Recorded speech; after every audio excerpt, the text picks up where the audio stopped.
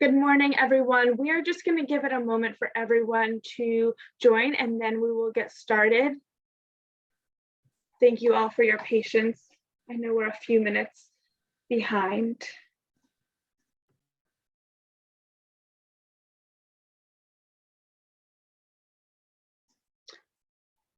Okay. It has slowed down a little bit, so I'm going to get started.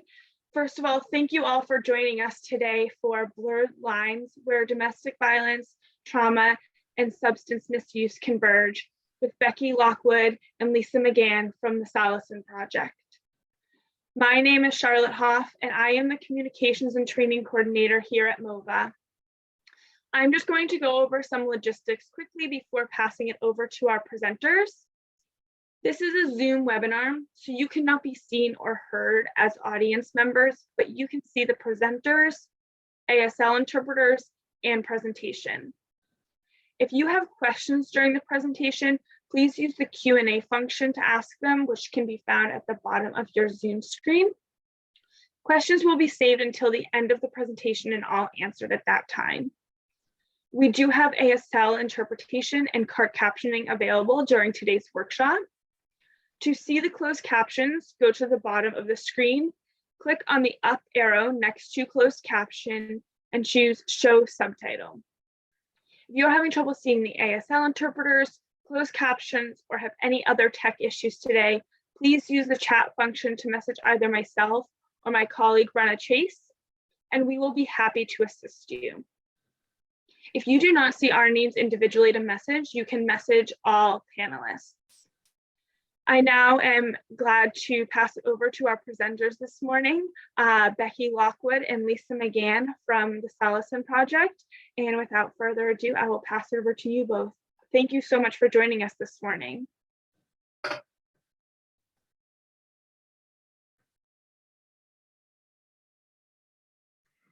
Good morning, folks, and welcome.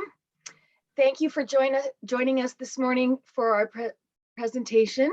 My name is Lisa. I am an individual and family support advocate at the Salasin Project, and I will now pass it to Siobhan.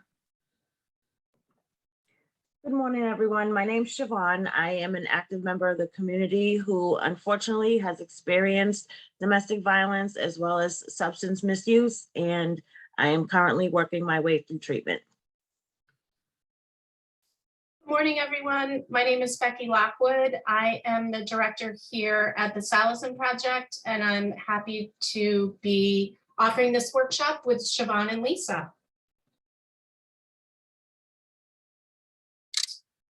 So we're going to get started this morning. I wanted to share the philosophy and the model that the Salasin Project uses in its work with survivors, or participants is the language that we use. And this was created in 1997. And if you look at the items on the model, you'll see that we use a trauma-informed approach, as well as working with the whole person. We believe that's really critical in the work that we do.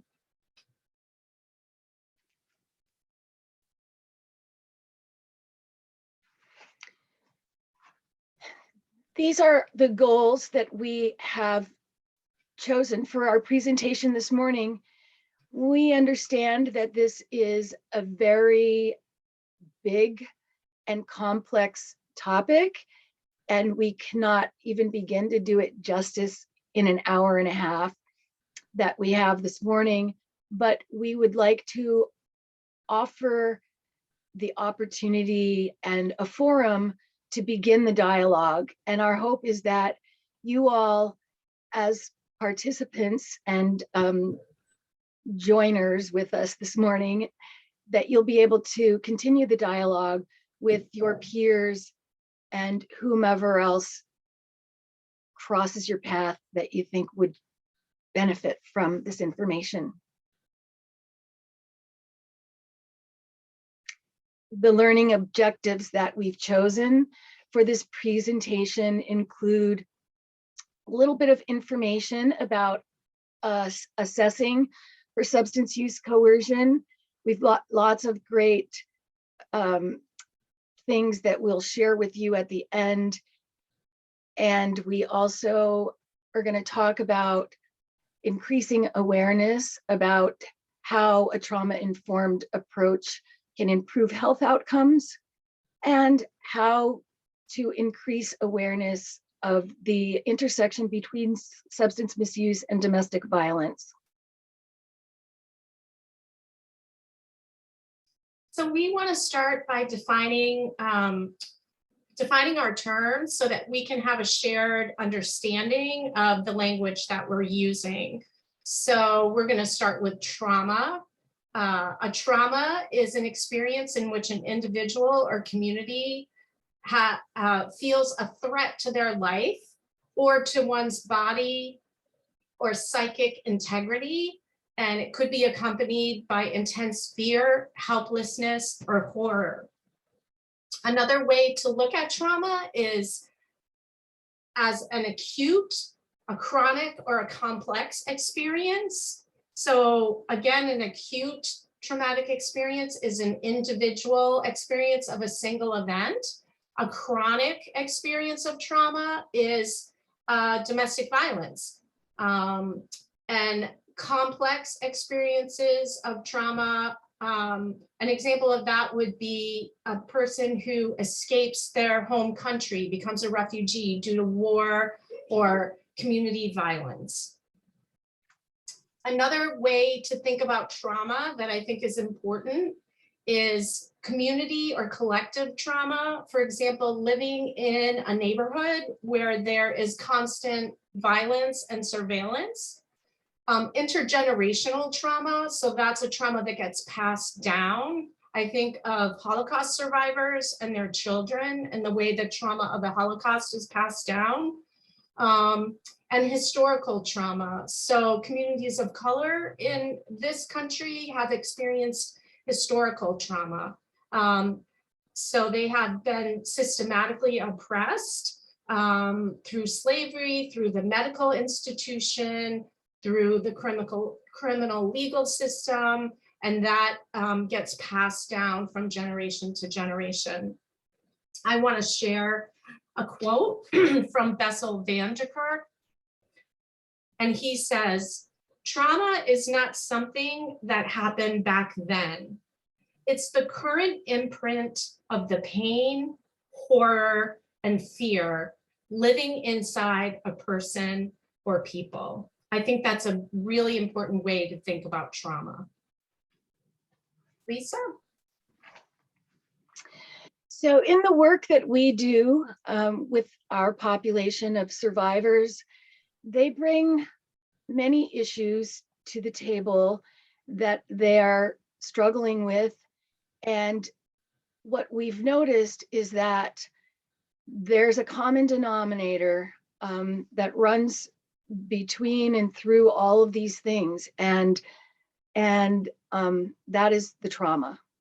And so we really want to stress how trauma can affect a person's presentation and the way that they view the world.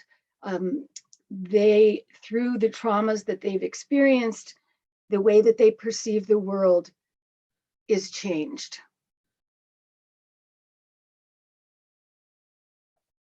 So the way that Lisa, Siobhan, and I are thinking about substance abuse or misuse is here. Folks may use misuse, abuse, or substance use disorder. We're basing our language on the common definitions from the CDC.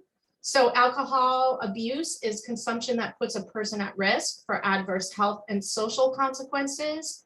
And substance misuse is any use of a substance not consistent with legal or medical guidelines.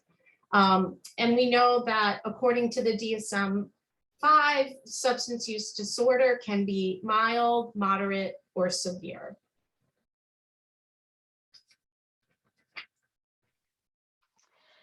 So the National Center on Domestic Violence, Trauma, and Mental Health has been doing some pretty significant research with domestic violence agencies and providers over the past 15 years. We wanted to highlight their work because they have identified, of the 527 programs that responded to their survey, they identified and indicated that they really would like to have substance use treatment information and education brought into their agencies. And so it's, directly in alignment with what we're talking about this morning. A great resource.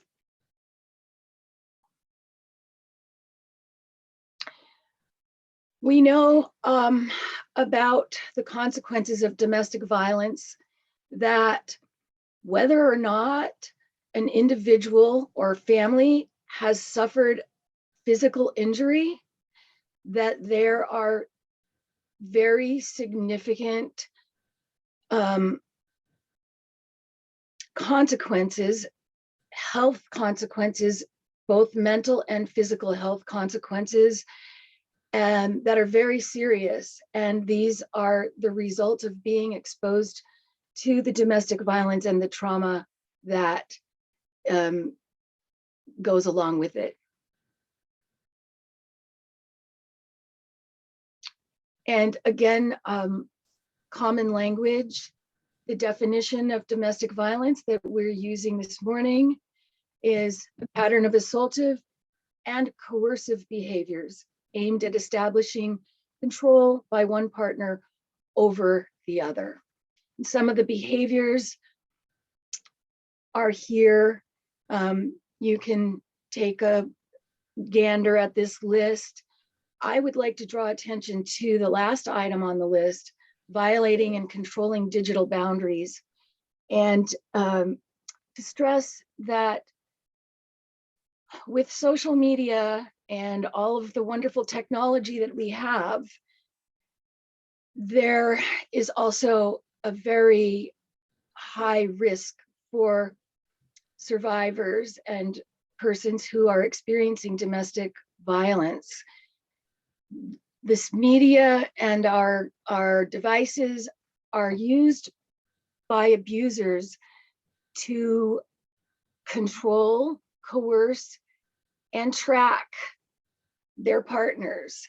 And some of the ways that they do this is by asking or demanding for passwords, demanding to look, for example, through Facebook or through other social media accounts,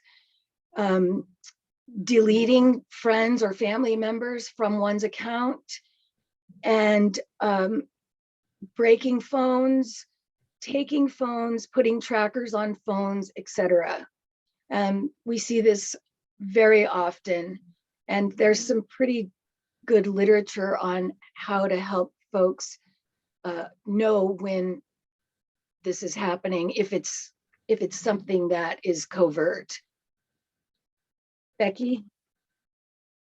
So I'm going to ask you to.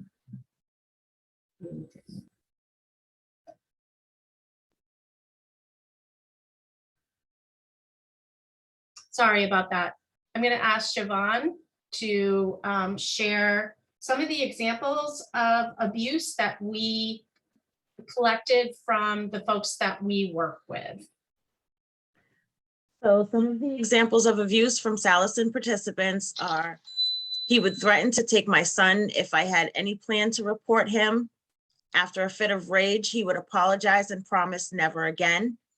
He would threaten to harm me or my family if I had social contact with anyone outside of the family without him present.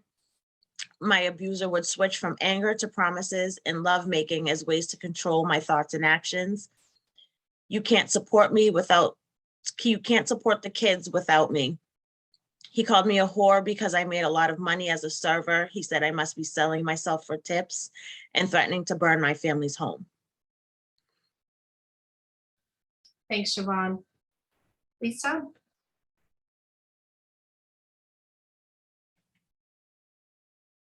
You're muted, Lisa. Okay, so now we're going to take a look at the intersection between substance misuse and domestic violence.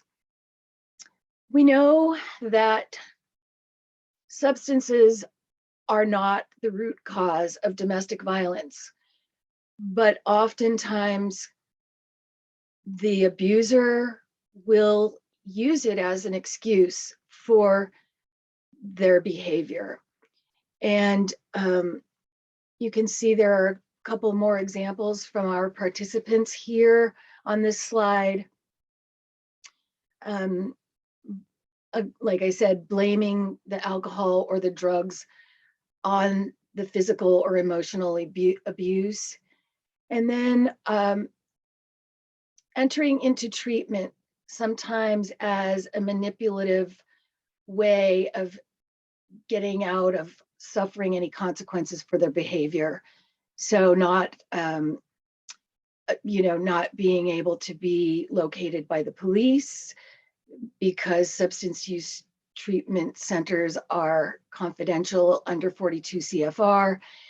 And we know that substances may facilitate or exacerbate the violence, especially when related to illegal drug use.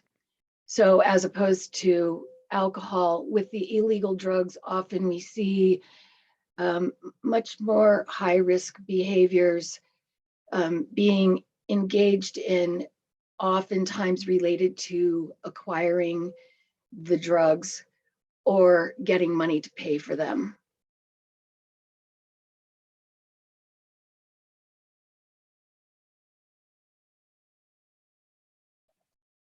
Some of the reasons that survivors might use substances are on the next slide, but we thought that it might be a little kind of switch it up, a little fun, a little interesting to have you all enter some of your ideas into the chat, and then Becky will read them out loud. So what do you think are some of the factors, some of the intersecting factors that contribute to survivors using drugs and alcohol and continuing to use?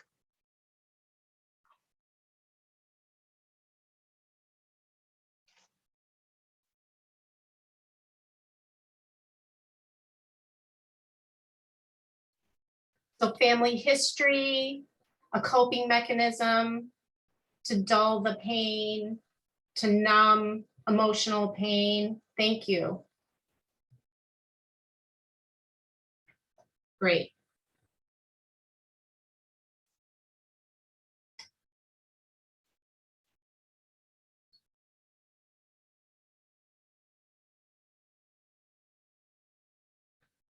All right, I'm having a little trouble changing my screen. Here we go. So just what folks said, that substances can be used to self-medicate, to deal with physical and emotional pain, to medicate the trauma, and to relieve the isolation that survivors often feel, because disrupting social connections is such a significant part of domestic violence. And sometimes survivors develop a relationship with their substance as a substitution for those emotional and human connections.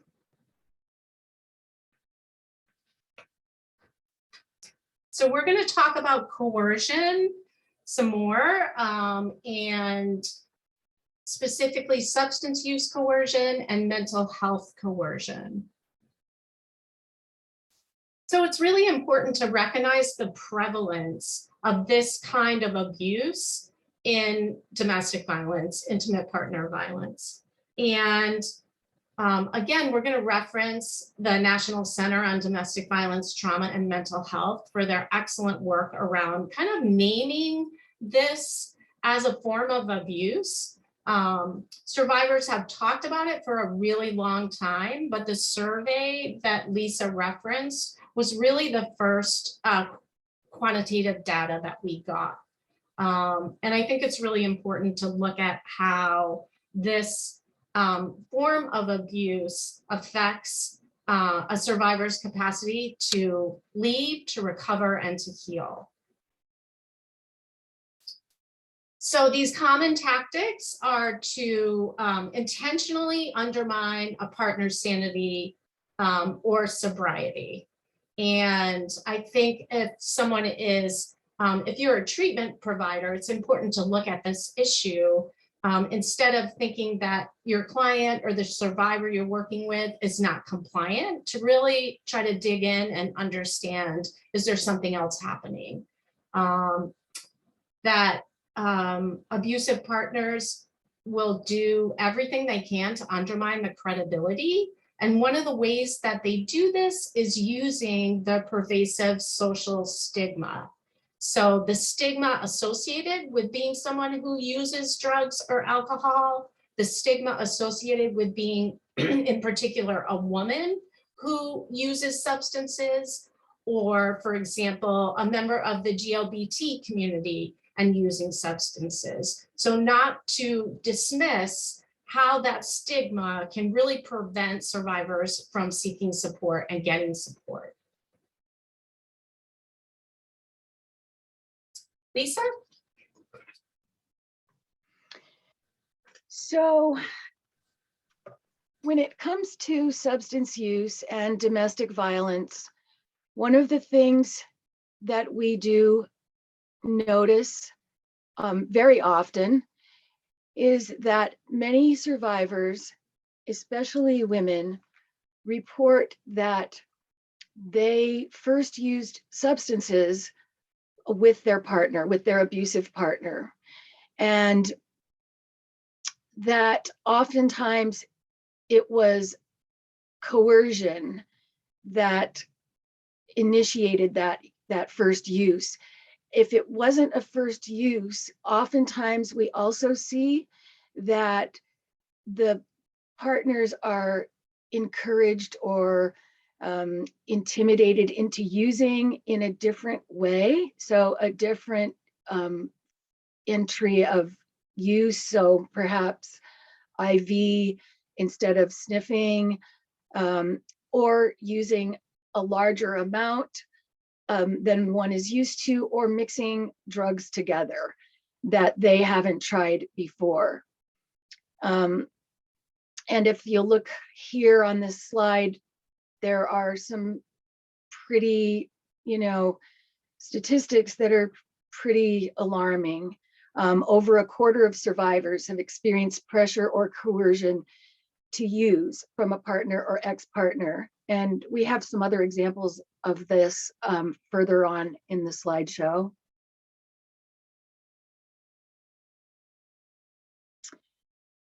Human body as currency is a quote from a woman named Lucy Amrain. I'm not sure how exactly to pronounce her name, so please forgive me, Lucy, and whomever may know how to pronounce this name.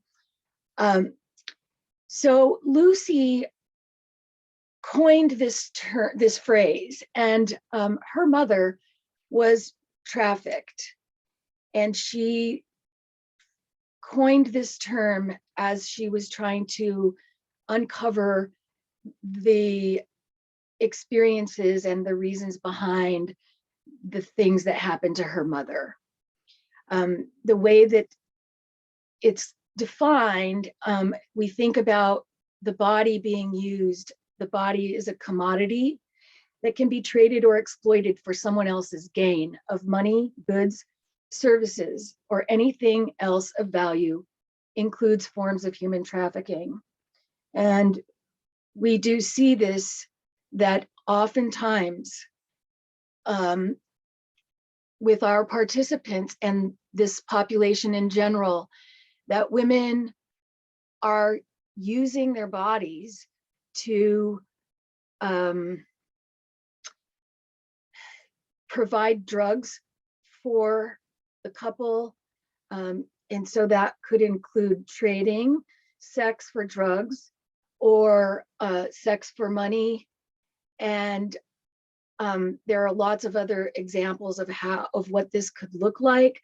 We also know that women are coerced to use their bodies to hide drugs, whether it be during a traffic stop or muling. So for example, taking drugs across borders, across state borders, or in and out of the country, using children and children's equipment such as strollers, baby bags, etc., for hiding drugs or excessive amounts of money. Is there anything you want to add to that, Becky? No, I think that sounds good. Okay. Thanks, Lisa. So we're going to talk more about being trauma informed and trauma responsive in order to improve the health outcomes for survivors. And so the way that Salasin thinks about being trauma informed is as follows, that we recognize the pervasiveness of trauma, and instead of asking folks what's wrong with you, we ask what happened to you. We really understand that trauma is the driving force behind behaviors. At the Salasin Project, we incorporate and value the perspective, the input, and the work of survivors, and offer participants many options for participating in the community. You know, for example, how Siobhan is one of our panelists this morning. We believe that healing happens in relationships and in community, and we are very intentional about recognizing that folks' identities, their gender identity, their sexual orientation, and their culture are critical pieces of their story and their healing process. Another way to think about being trauma responsive is the core components, the 6 core components that SAMHSA has identified. And safety is at the top of this list. Peer support is a really important piece.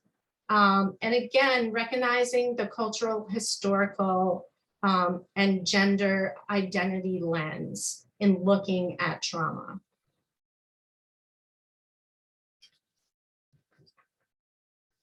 Lisa.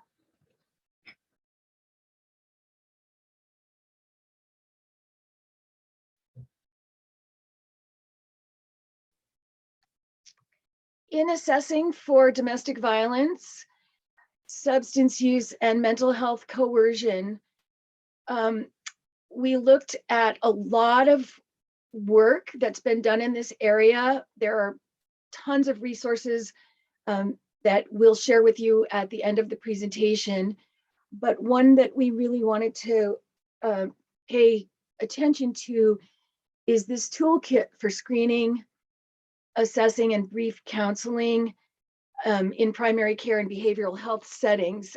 It was created by the National Center on Domestic Violence, Trauma, and Mental Health.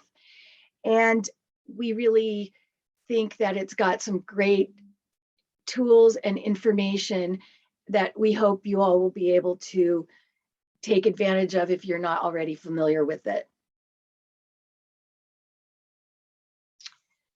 Some of the issues to take into consideration when we're thinking about mental health coercion are how do we speak with our participants in regardless of what setting it is. So whether it's in our office, if we meet them in their homes, if we meet them in a public place, oftentimes we will see that the abusive partner really will go out of their way to try to be a part of these conversations, and will undermine or sabotage or kind of flip the narrative on whatever it is that the survivor is trying to share or report.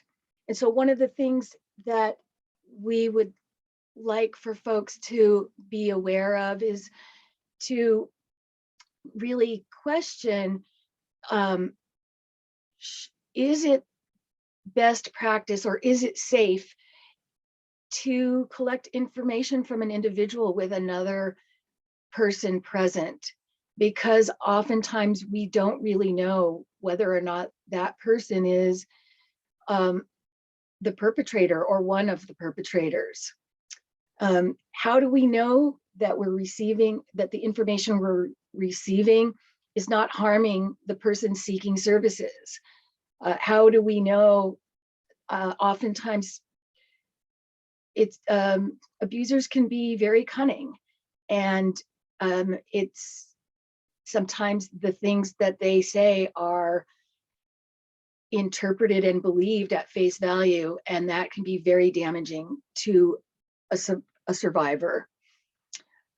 So we like to talk to the person privately, and here are some examples of questions that address the mental health coercion.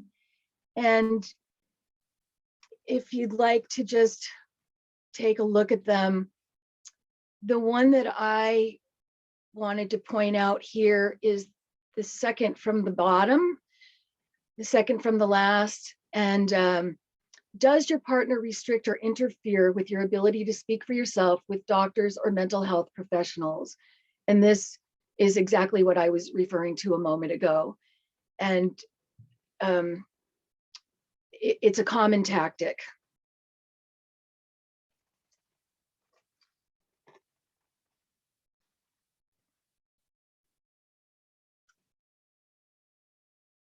So when asking about substance use coercion, the most important thing that we would like to highlight is that we want to normalize substance use as a common coping strategy for dealing with trauma, dealing with the trauma of domestic violence.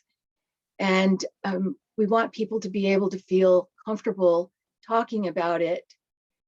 And if we can normalize it and let them know that they're being heard and that we're here to listen and to support, and really looking at things from a harm reduction perspective, then we'll be more likely to help the survivor get to a place where they can facilitate change in their lives.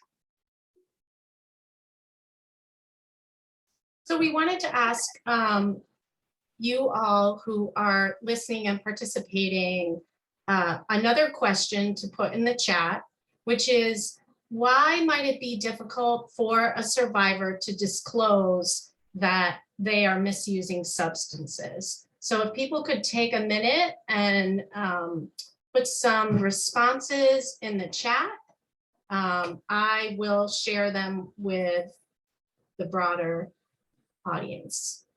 So they're worried about DCF being notified. That's a huge concern, that they're embarrassed or ashamed. Thank you. Any other examples about why a person might be reluctant to disclose? Concerns about their employer finding out, being considered weak. They're not getting any support from their family. That's really important to consider. Retaliation. They might not feel ready to stop. I think that's really important too. Because what do they have in place if they stop?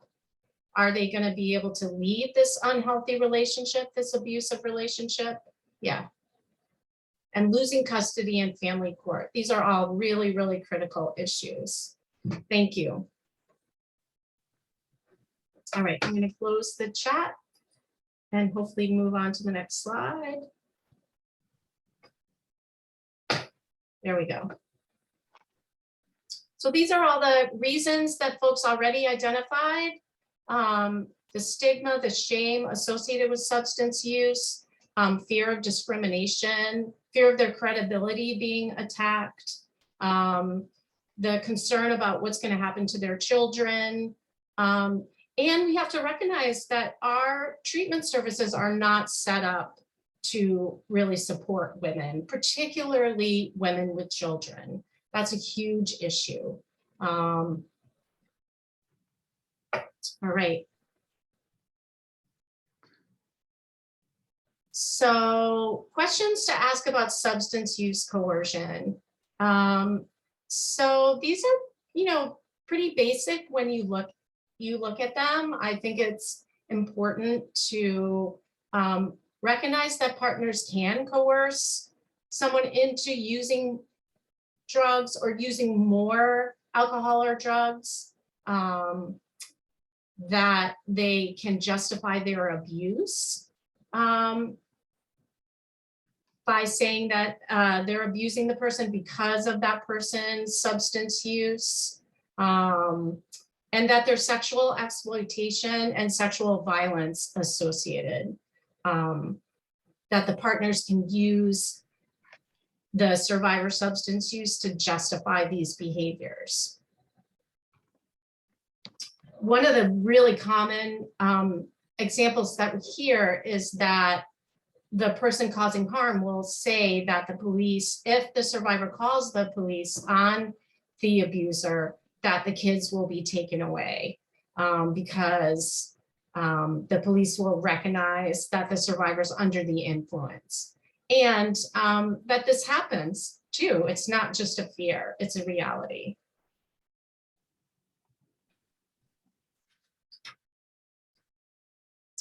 So now I'm going to pass the mantle over to Siobhan, and she is going to share with us.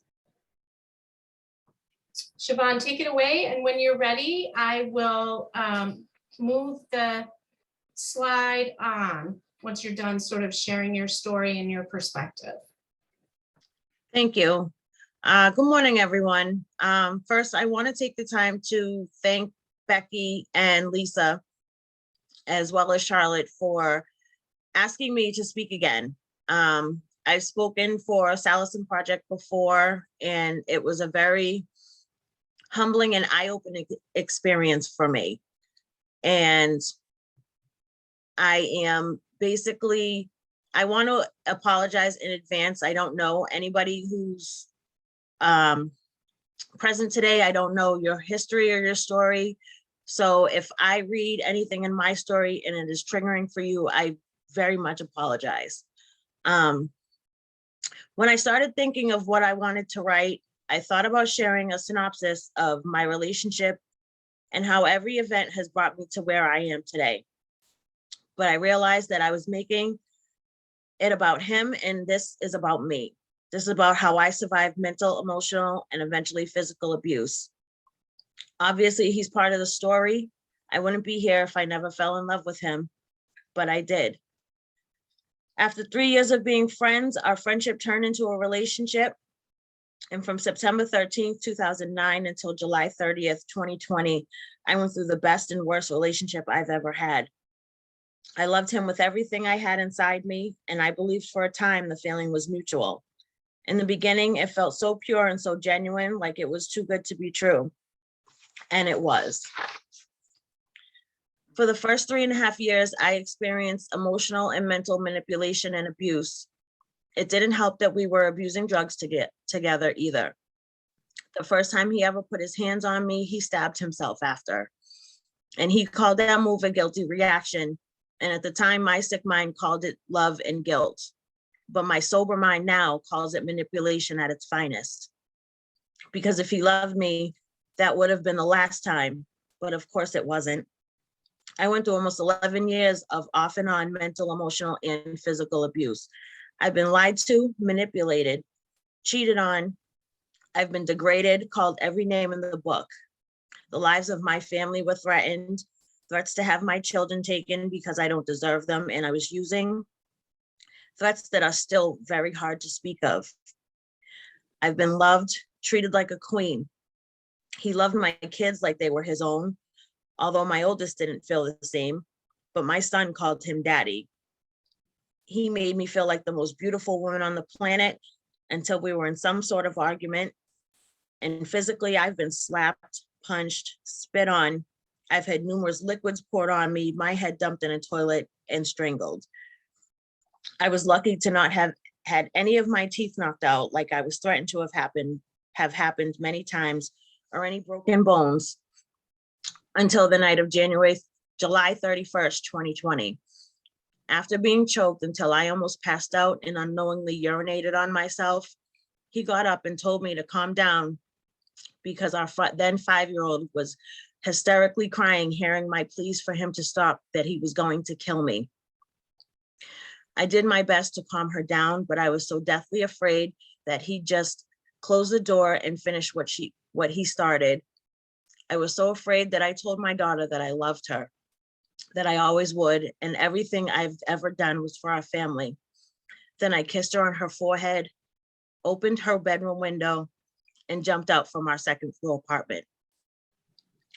I fell the wrong way and landed on top of my neighbor's car. He tried coming out and dragging me back in the house, but I managed to get away. I ran into the street and was hit by a car. I broke 3 bones in my back and both of my wrists that night. I spent a week in the hospital. DCF took my custody of my daughter, but luckily she was placed with my family, who was already taking care of my son. I was released from the hospital with pins and rods in my wrists and a back brace that I had to wear for 3 months. And he fled the scene from my house in my car. He was on the run for 6 months, and I spent those nights looking for him by day. And at night, I slept on my couch in my clothes, a jacket and boots, with my backpack on my back, ready to flee at a moment's notice. In January 2021, he was finally taken into custody after I am the one who found out where he was. Since that day, I've been on my path to heal. I moved into a new apartment in a new town where I came with only my clothes and sentimental items. Last month, my daughter was finally brought back home, and now I'm working on bringing my son home too. I'm in therapy, I'm on medication, I am sober. I've been sober since October 17th, 2020. I had enrolled in 2 DV classes, which led me to the Salasin group. I finally got the car that he stole and hid back, and I'm finally dealing with life on life's terms. I'm 21 months past my most traumatic experience, and I still have a long journey ahead of me, but I am so excited for this ride. I'm slowly regaining my confidence and my genuine self-worth back. I'm in a healthier relationship with myself, my kids, and my loved ones. And on November 4th, 2021, I did one of the hardest things I've ever had to do in a long time, if ever. I testified against my ex in court for our criminal case. I had to speak in front of him, and I was shaking, and I cried through the entire speech. But I got through it, and I am so proud of myself for making my statement. And on December 9th, 2021, he pled guilty to 4 of the 5 charges that he was charged with, and will be sitting in state prison for the next 4 years and a day. And while he may get out early with good time, for at least half that time, I don't have to deal with him. Eventually, we will have to co-parent, but I will cross that bridge when I get there. Until then, my focus is on myself and my children to rebuild what was broken, but this time with a solid foundation. I'm not sure why God chose this path for me. I wouldn't wish the horrible things that I've had to endure on anyone. What I do know is that I got away with my life. Material things can always be replaced, but my children can never replace their mother. And for that, I will always be grateful that I'm still here. Lastly, I refuse to think of myself as, nor allow anyone to call me a victim. I am no victim, I am a survivor. I am a phoenix that has risen from the ashes of abuse, trauma, and substance use disorder. And I hope one day I'll be able to help others do the same. And now, Becky, you can switch to the next slide. Thank you so much, Siobhan.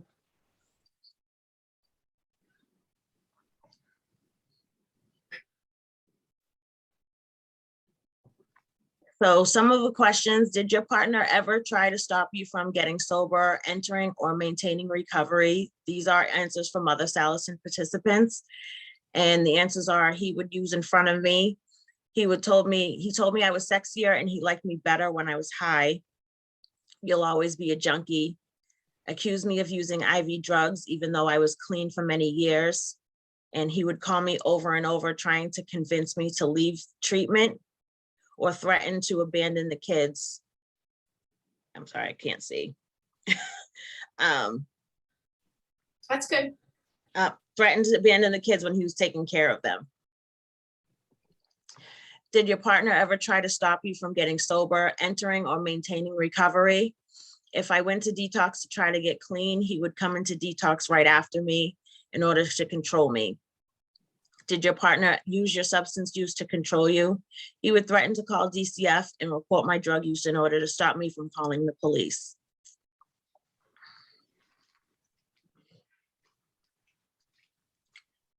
What helped you recognize your relationship was unhealthy or leave? When I tried to match his misery. He put his fingers down my throat and tried to shut me up. My mother told me that if I didn't leave, he would end up killing me, and she paid for my transportation to escape. He killed my cat, so I left and hid from him. He would hit me a few times a year, but would terrify me with explosive anger a few times a week. I realized the impact on my child from hearing him threaten my life. He's beginning to be angry at my child. I had to stop being there.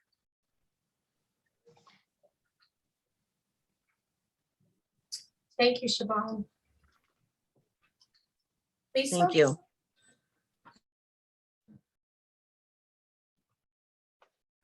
Thank you, Chivonne. So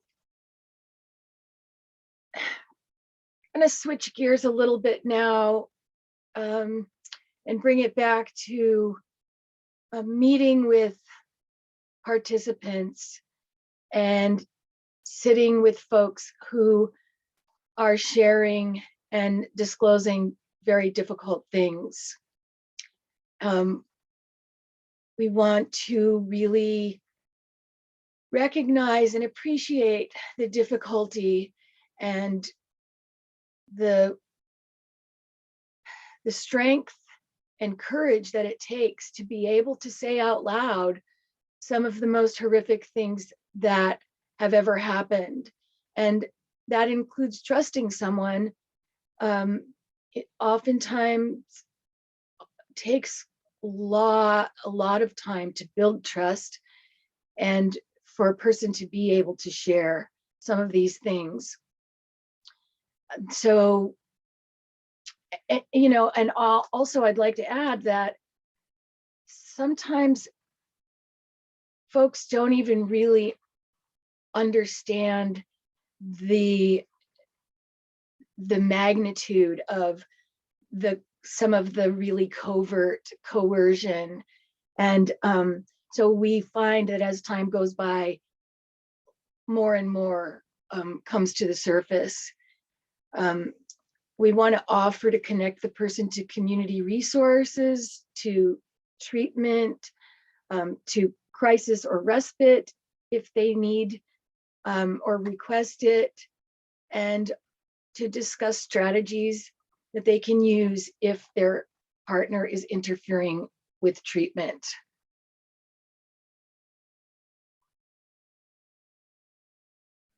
So if your program doesn't have a relationship with the local substance use treatment programs, we encourage you to develop those relationships, reach out to them, or build that relationship with crisis. And as Lisa and I were talking about some of the ways that abusive partners can interfere in treatment, such as stealing the person's medication and using it, or thinking about if someone's required to go to a treatment center at a certain time every day, maybe their abusive partner is going to start stalking them and recognize that they're there at that time every day.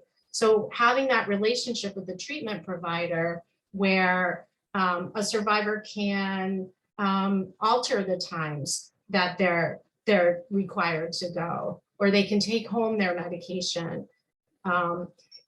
These are really important ways to support survivors. Okay, Lisa? Yeah, I just want to add on what you were saying, Becky, about medications. So we're referring to medically assisting medications such as Suboxone, methadone, and what we see is that sometimes the partner will take the medication not necessarily just to use it, but to trade it or sell it for another more preferred drug. So for example, trading Suboxones for heroin, or that's just an example. So here, best practices for supporting survivors. Exploring the causes and impact of domestic violence, paying ongoing attention to safety, sharing the emotional, physiological, and really the impacts of trauma on families, not just on the survivor themselves, and engage in strengths-based goal development. These are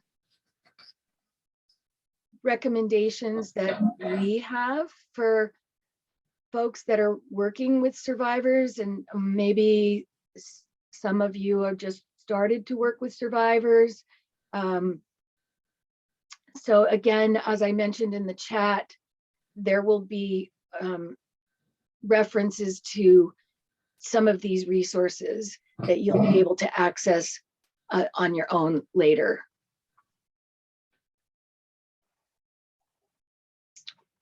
This is a diagram of a well-being orientation model, which has been developed by the Full Frame Initiative. Some of you may be familiar with them. The Salasin Project works with well-being orientation, and we belong to a coalition, and where we meet several times a year with the Full Frame folks. This model shows 5 domains. These have been identified as 5 domains of well-being: social connectedness, stability, safety, mastery, and meaningful access to relevant resources. And we know, just like in any wellness model, that if things are missing, or if one of these areas is not as strong as the others, then we see an imbalance in a person's life. And what we know about survivors and in looking at this model is that oftentimes in seeking safety or escaping a dangerous situation, that our participants have to make trade-offs. So for example, they may have to move to another county, another part of the city, where they're not connected to their treatment facility, their methadone clinic, their physician, etc. And when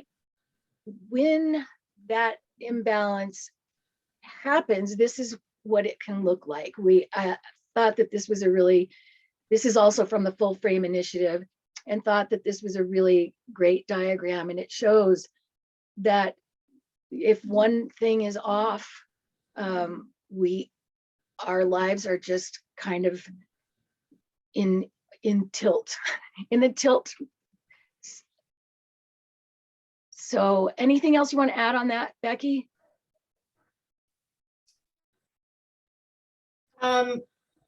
So we didn't define, we weren't sure how much time we were going to have.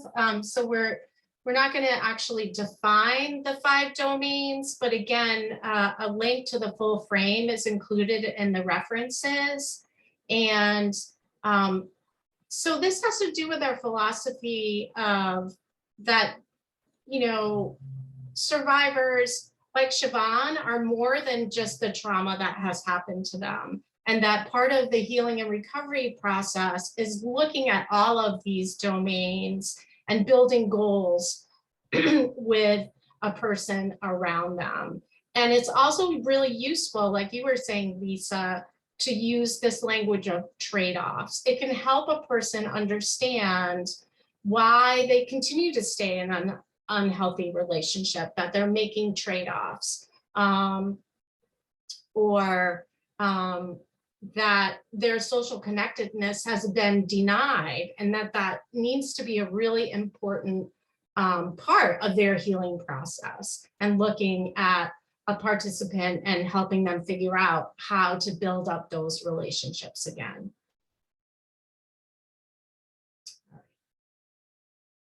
So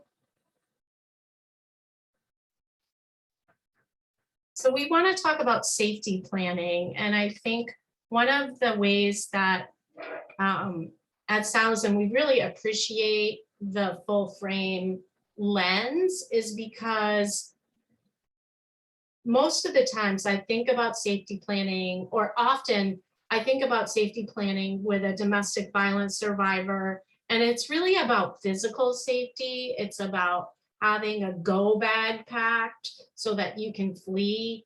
And Chivonne, you talked about this so eloquently, like you were sleeping in your clothes with your shoes on, you know, that was an element of physical safety for you. But safety is really so much bigger than that. And it has as much to do with a person's emotional sense of safety as their physical sense.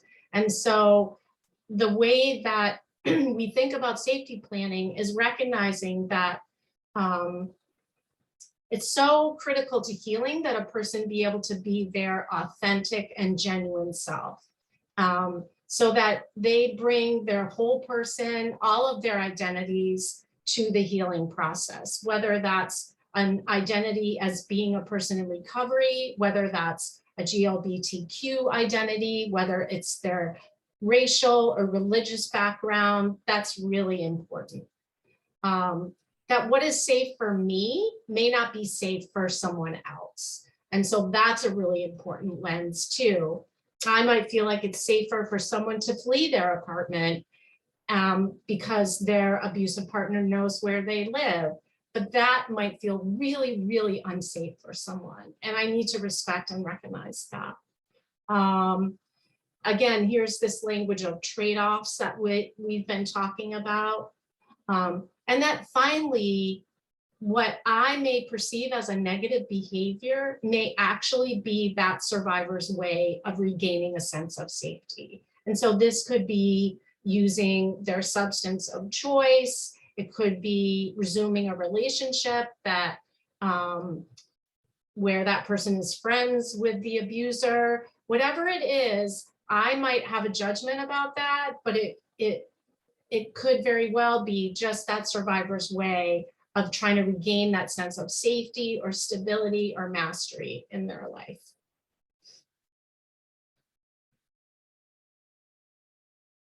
And finally, we feel at Salasin that a harm reduction orientation is really critical, that if we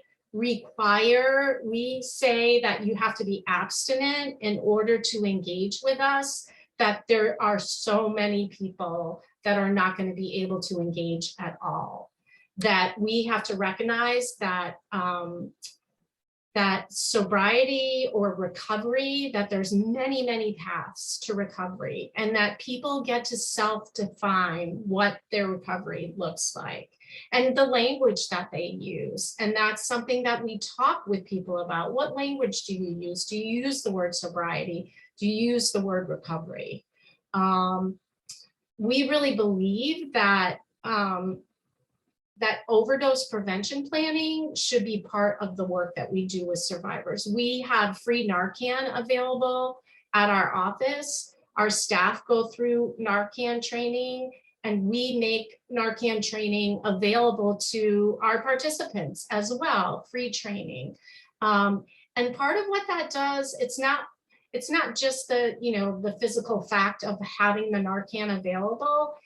it gives a message that we are not judging you. We are not making judgments about you, your community, your family, and we're empowering folks to make that change in their own life.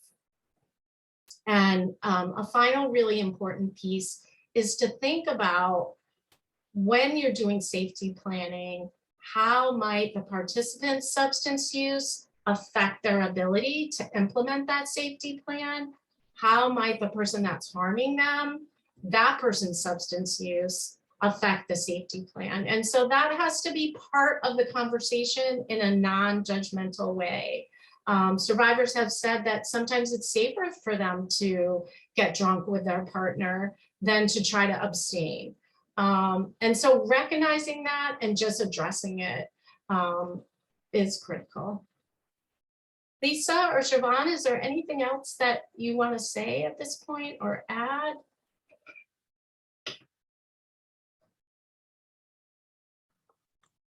I think this pretty much covered it all, just about. Great. I don't think that I have anything. Just the thought crossed my mind while you were speaking just now, Becky, is that just thinking about the intersection between the trauma, the substance use, and that we have to remember that a lot of times folks are self-medicating, and that we support them in this language I'm sure you all have heard, but where they are, and that means where they are in their thinking, where they are in their growth, and different people have different levels of awareness about these things. And so we really just take our time, be patient with the process. That's all I have. So we, MOVA asked us to make sure that we left time at the end for questions. And so the three of us were really conscientious about making sure that we didn't, that we left time, that we didn't go over our time. And now I see that we have almost 20 minutes for questions. And I know that folks can't actually speak, but if you wanted to put your questions in the Q&A, I can read them out loud and we can talk about them. Becky, there's a really good question in the Q&A right now. Okay. Can those differing types of trauma also intersect? So do you want to answer that, Lisa? Do you want me to? Well, I will say, yes, they absolutely can and do intersect. And Becky, you can add to it if you'd like. I'm just noticing that in the Q&A, it says Brenna Chase would like to answer this question live. And I'm not exactly sure how to navigate this.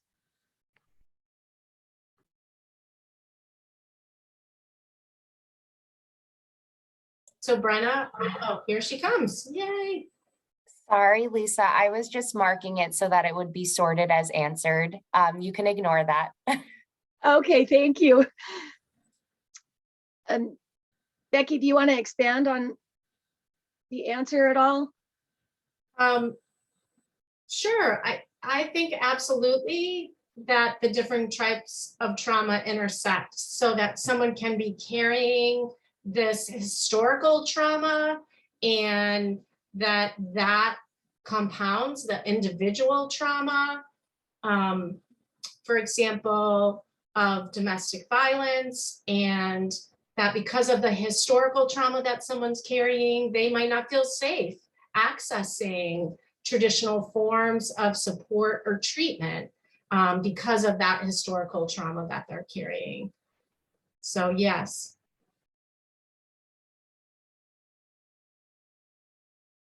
Any other questions or any other comments or thoughts from the panelists?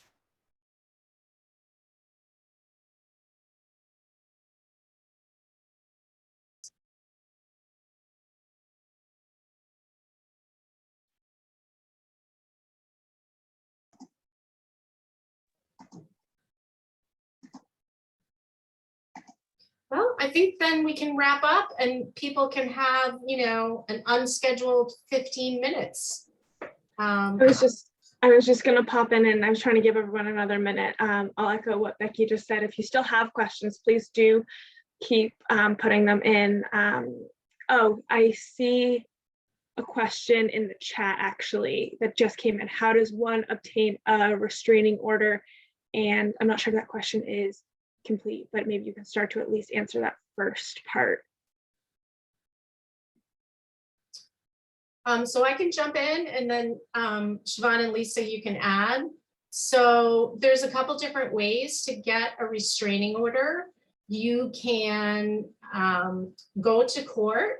A restraining order is a civil process, and that means that you don't need to have an attorney to represent you. It's free in Massachusetts. In some states, it's not free.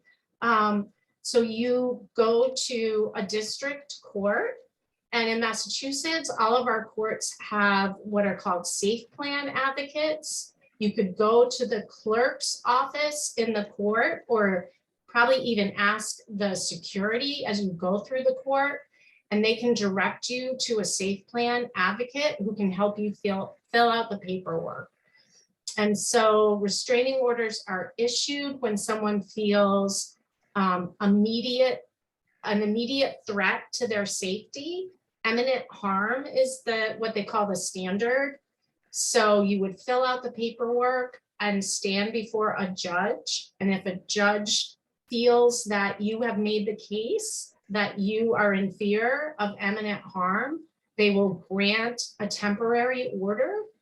And in the perfect world, then the person who's harming you is served that order the same day. Sometimes that's really difficult for the police. And then if that person who's harming you violates the order, you can call the police and they will come to where you are or try to pick up that person, arrest that person for a violation of the order. Is there anything that I missed or? Oh, go ahead. Go ahead, Lisa. I'll add, I noticed that there's a link to some information that's been put into the chat. I also wanted to add that, so it does have to be signed by a judge. So if the incident should happen over the weekend, it is possible to get an emergency restraining order. One would have to go to the local police station and have the police assist with filing the paperwork, and then they can call they have an on-call judge over the weekends, and they can make a phone call and get it approved, and then the person would have to then appear in court the next business day. And the temporary order is for 10 days. The person who's filing does have to return to court at that 10-day date. This gives the person who's being accused of the abuse a chance to stand before the judge as well, so that it's due process. And that can be really scary for folks. A safe plan advocate will also stay with you, sit with you, stand up in front of the judge with you, and they can offer a lot of assistance in a scary time. I think there was something else I had thought, but it's gone now. Siobhan, do you have anything to add? Mostly that just most courts have safe plan or domestic violence advocates working inside the court, every day that court is pretty much in session. So anybody could pretty much go in and you can meet with them for each time you have to go to court. So it wouldn't have to be the initial request for the restraining order. They'll go for the 10-day hearing. Yep. And Once you go for the 10 days, if the judge approves it, you typically get it for a year. And you will have to go in every year to get it extended if that's what you want to do. But that's pretty much it. I mean, everything else was pretty much covered. I can add one more thing. So I see somebody asked the question, what if the abuser, what happens to the abuser if he or she violates the order? And I think Becky addressed that. And I guess I want to say, in an ideal world, the person will get picked up by the police, but often, as we know, abusers can be, like I said earlier, very cunning, and they know how to hide from the police. Sometimes they do not get picked up, and that can be a very scary time for the person who's being abused and their family. So that's just something to keep in mind, and that it is a legal, it's a legal document, but it is a piece of paper, and police can only do so much. And we hope that they would be really on the lookout for that person. And yeah, the other thing is that there is something called a lifelong restraining order. Those are issued in certain situations where the abuse has been so horrible or so ongoing for so long that the judge really doesn't see any reason that the person should have to continue coming back year after year. I don't know if you want to add to that, Becky, or I unfortunately haven't had to experience that yet. So I don't know too much about that. But I will say that in terms of trying to serve the abuser with papers, that can be a very difficult and emotional process. And I can speak on my own experience with that, considering the fact that my abuser was on the run for 6 months. And it was very difficult to serve him with papers for a restraining order. Mm-hmm. And in the beginning, I had to go back every 2 weeks. And it was a tedious process, to the point where the police ended up calling him and leaving a message on the voicemail. And that's not concrete, because it's not, there's no confirmation that he received the message, but it can be tedious. It's very helpful to have family or some sort of community advocate or support with you through the process, which is why I'm very happy that the courts have the domestic violence advocates there, because they can be very helpful for people throughout this whole process. Thank you all. That was extremely helpful. And I just did want to also note that, so on that webpage that Brenna shared in the chat with the Safe Plan programs, they're broken down by county, so you can sort of find the program that's closest to you, and their websites are all linked, so you can easily contact them. And then I do just see one more question in the chat. Chivonne, how did you manage to get to the court building? So my situation was a little unique, to where when I was released from the hospital, I went to go stay with a friend because I was too scared to go home. So for the first month of my release, my friend's husband drove me to wherever I needed to go, or my daughter. I have an adult child, so she was able to bring me as well. So I either went through family or I had to take Uber. And if it's an unsafe feeling when you don't have someone that you know with you, but if you can find the courage or the strength to get it done, the restraining order will be helpful. And eventually, it might not feel in the beginning like anything's being done, but the police can get it taken care of, and they will get it done for you.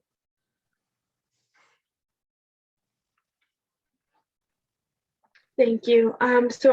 We do still have a few minutes, so if there are any final questions, I will say please do keep them coming if you have any final questions. But with that, I do want to thank Becky, Lisa, and Siobhan so much for joining us today, for sharing your knowledge. Siobhan, especially thank you to you for sharing your story.